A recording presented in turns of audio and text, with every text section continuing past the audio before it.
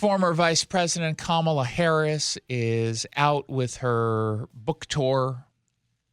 107 Days is the name of the book, which is how long most people will leave it on their coffee table before deciding to finally just put it away, having never even opened the book, because people who buy books like this don't actually read it. It's to give off the impression that you read it. They bring it down to the pool when they're on vacation. And they leave it open as if they were just like in the middle of it, but then they're on their phone the entire time. So she's out there, and I will say she did, in her interview on Rachel Maddow or Chris Hayes' show, I can't tell the difference sometimes. She did manage to say something that I think is fair about why she didn't tell the president he should not run for re-election. There was so much, as we know, at stake. And as I write, the where my head was at the time is that it would come off as being completely self-serving. If you said to President Biden that you did not think he should run again. Yeah, or even that he should question whether it's a good idea. That is fair. That is 100% fair. Now, I don't know if it's the truth as to what it was she was feeling. I imagine it's not completely the truth. It would 100% come off as self-serving, because as the sitting vice president, you would be seen as the next in line to take on that position, and you would be seen as a front runner at least. But you're supposed to be, as vice president, you're supposed to be incredibly loyal. And knowing that you can go up to the president and say you should not run again, and he can completely say, well, I am running and you're no longer on the ticket. So I get that point. I think that is fair.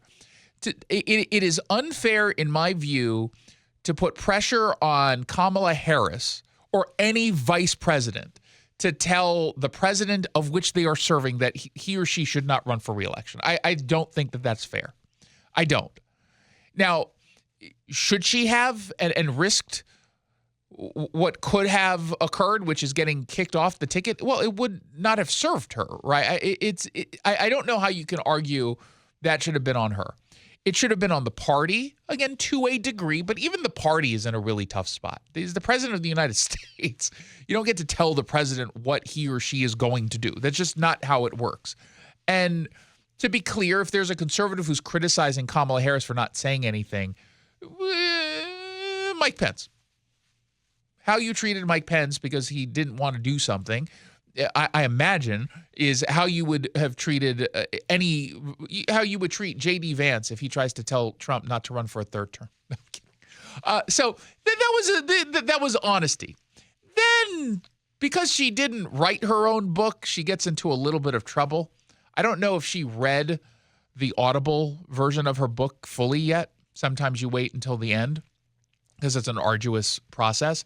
She obviously didn't write her own book, and she doesn't realize what's in the book, which included an excerpt that basically says she didn't pick Pete Buttigieg as vice president, even though she wanted to, because he's a gay man and essentially the country wouldn't be ready. So then Rachel calls her out on it or questions her about it, says, no, that's not what I said, and then follows up by literally saying what she just said she didn't say but did say. I guess I'd ask you to just elaborate on that a little bit. It's hard to hear. With you running as, you're the first woman elected vice president.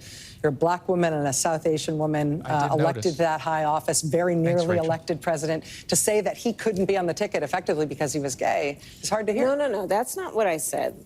That he couldn't be on the ticket. Okay. That's not what I said, that he couldn't be on the ticket because he's gay. That's what she's now claiming, even though that's not what's in the book.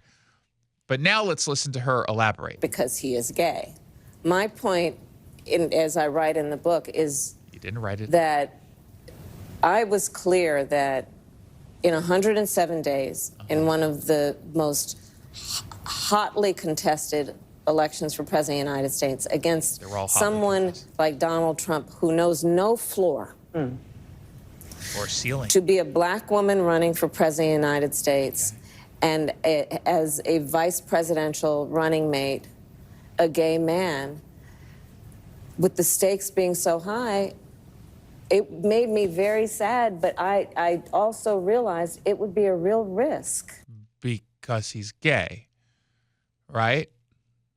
I guess. Okay. So then she is stating clearly that the reason why he wasn't chosen was because he's gay. It was too, I mean, look, the stakes are really high. What if he was all busy talking about fashion? What if he wanted to nonstop talk about renovating the White House? That's almost how it sounds to me. I know her big picture point is claiming that the country is not ready for a black female president and a gay male vice president. And maybe she's right. I don't know. Maybe. I think you probably have a big problem on your own side. I mean, people don't want to acknowledge this on the left, but the black community is not always the most gay friendly of a community. I mean, that's the reality. And they can pretend all they want, but she's not necessarily wrong to have that position just from a practical standpoint, but that she tries to have it both ways is weird here. Like, I really wanted him, but I couldn't because he's gay. But I didn't say no because he's gay, but I did say no because he's gay. No matter how, I've been an advocate and an ally. Well, what does she know? Of the LGBT community. No, don't do that, by the way. Point to the gay and say, as you know, dear gay person, I've been such a fan of yours and your community. My entire life. So it wasn't about, yeah, right. So it wasn't about any prejudice on my part, but you're all prejudiced, not me. We had such a short period of time, and the stakes were so high. I couldn't trust a gay. That's what she's saying. I think Pete is a phenomenal public servant. He's not. And I think America is and would be ready for that. When? But when I had to make that decision with 2 weeks to go, and maybe I was being too cautious. No, you were the problem. The whole people have been calling this book tour out because it seems like she is blaming quite literally everyone except herself as the candidate. She made the choice not to go with Pete Buttigieg. Whether or not that would have made a difference, we obviously don't know. I sincerely doubt it, but she made that decision. She goes, I wasn't prepped before interviews. Well, why didn't you get prepped before interviews? That's on you. I listened to everything my consultant said. Okay, so you listened to everything the people you paid to be your consultant said. That's on you. The Gavin Newsoms of the world, Gretchen Whitmer's and everything, they didn't immediately come out in support of me. Because you kind of undercut them and cheated the system. But their support immediately would have changed anything. You lost every single swing state, not because Gavin Newsom and Gretchen Whitmer didn't do enough. It's just so absurd. And this is the kind of book that you write and interviews you give when you're not going to run again for anything. People are really pissed off on the left, saying that she's doing this at the wrong time. She's blaming the party. This is not good for us. Yeah, because she's not running for anything again. She's just trying to make some money, and then that's it.